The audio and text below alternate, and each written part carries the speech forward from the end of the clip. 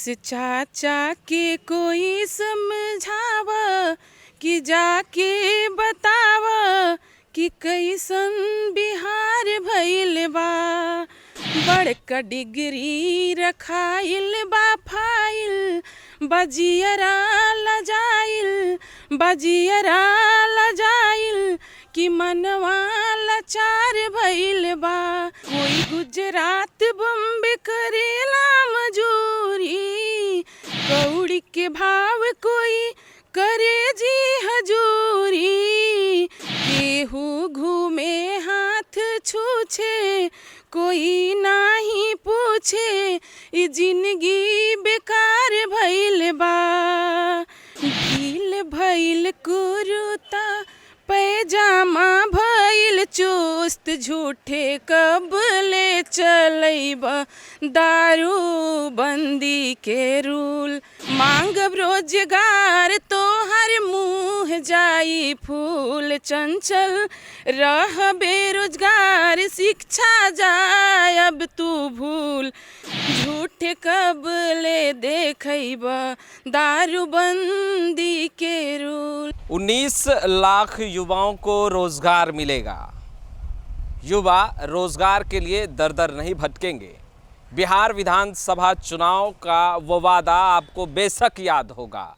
उसके बाद 2 साल पूरे हो चुके हैं सरकार के, मगर अब तक युवा दर दर ही भटक रहे हैं, रोजगार ही खोज रहे हैं। देखिए, इस वक्त हमारे साथ सुप्रिया प्रीतम तिवारी जी हैं, इनसे हम बात करेंगे।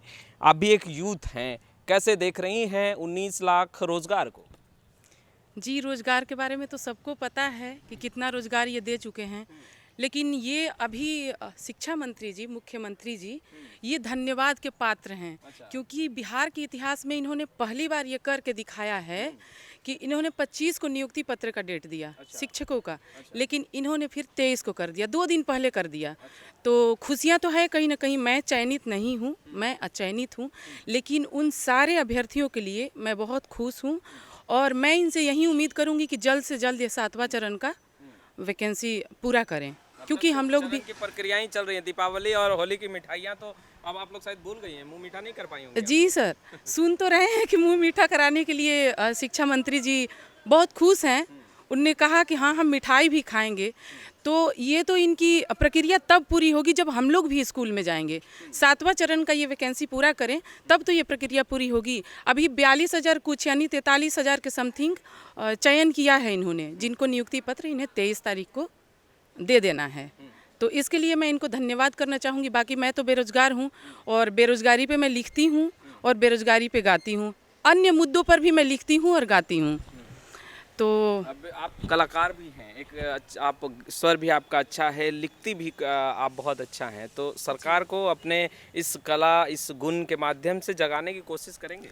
जी सर, अभी तो मैं रत्नेश चंचल जी का लिखा हुआ एक गीत सुनाना चाहूँगी बेरोजगारी पे। नीतीश चाचा के कोई समझावा कि जाके बतावा कि कैसन बिहार भइल बा।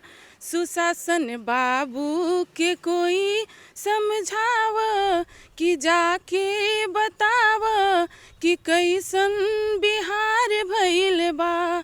बड़का डिग्री रखाइल बा फाइल, बजियरा लजाइल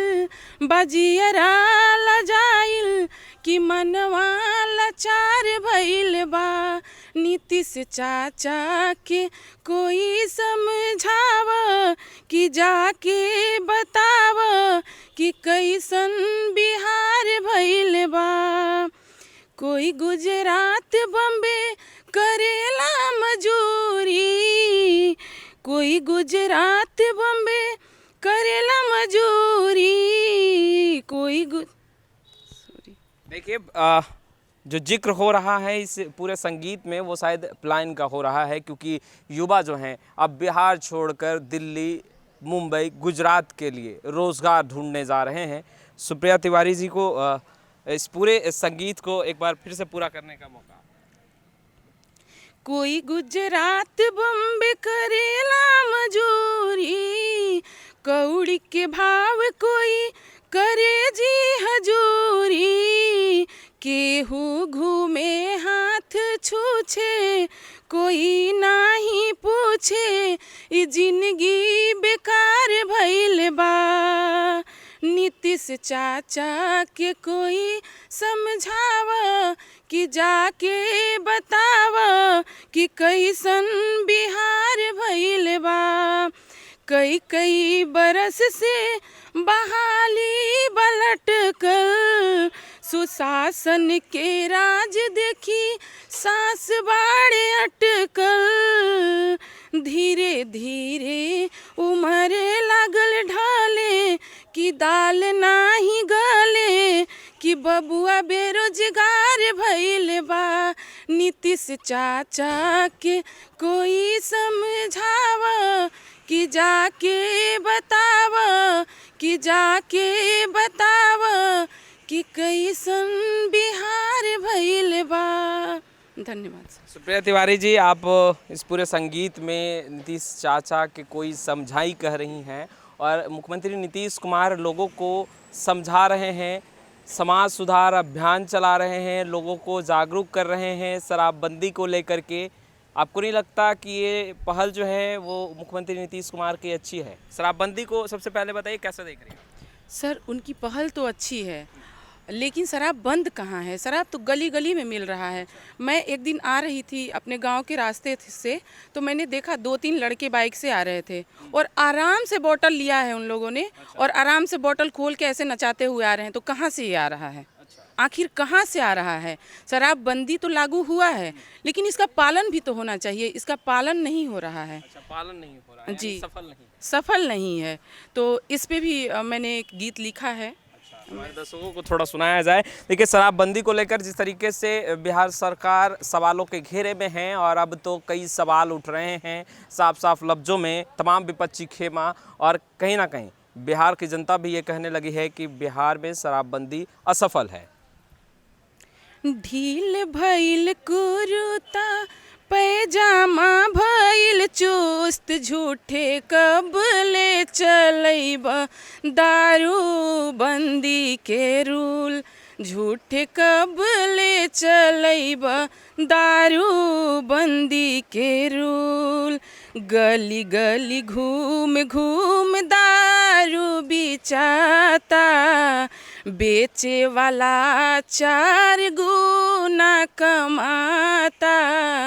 बेचे वाला 4 गुना कमाता। झूठे पुलिस दौड़ावेला बाजियारा में सूल। झूठे कब ले देखैब दारू बंदी के रूल। झूठे कब ले देखैब दारू बंदी के रूल।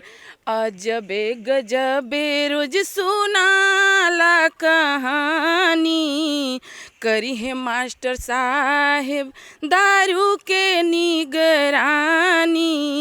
शिक्षा देला डुबाई पूरा सिस्टम गईले झूल। शिक्षा देला डुबाई पूरा सिस्टम गईले झूल। झूठे कब ले देखैब दारू बंदी के रूल। और ये कहते हैं कि नहीं मिलता है, तो मैं कहती हूँ कि नहीं मिलता है तो चलिए मैं दिलवा रही हूँ। अच्छा, आप दिलवा रही हैं? जी। आँखिए दिखाई कि काने सुनाई, आँखिए दिखाई कि कीन के ले आई।